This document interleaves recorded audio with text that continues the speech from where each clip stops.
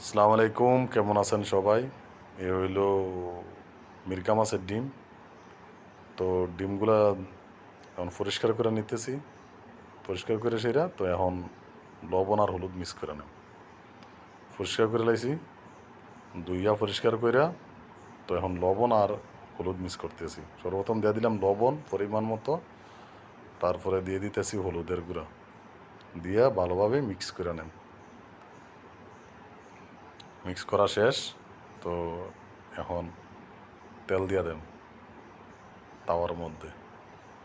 তার মধ্যে তেল দেওয়া হয়ে গেছে, তো এখন মাছের ডিমগুলা দিয়ে দেন। ডিমগুলা দিয়ে দিলাম, তো ভালো কইরা বাইজা নেন। আবার পোড়া যাইব না, পোড়া ফুললে কিন্তু আর ডিমের স্বাদটা নষ্ট হয়ে যাইব। তো লাল লাল করে বাজতে হইব সুন্দর করে, আস্তে আস্তে আগুন স্লো করে দিয়া।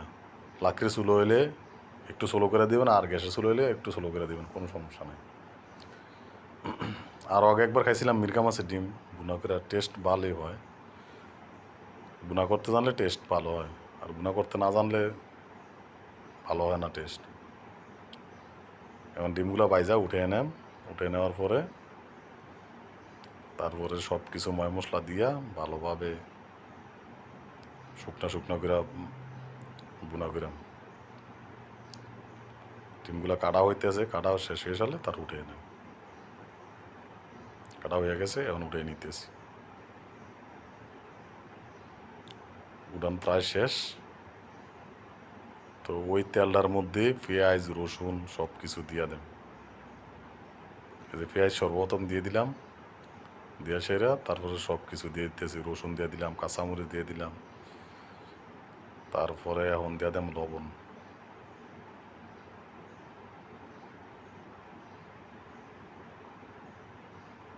স্বাদ মতো লবণ দিয়ে দিলাম। তার পেঁয়াজগুলো একটু লাল হয়ে সারলে তারপর দিয়ে দিলাম হলুদ। হলুদ দিয়ে দিলাম, সামান্য মরিচের গুঁড়া, তারপর দিয়ে দিলাম টমেটোগুলা। টমেটোগুলো দেওয়ার পরে তারপরে ডিমগুলো দিয়ে দেন।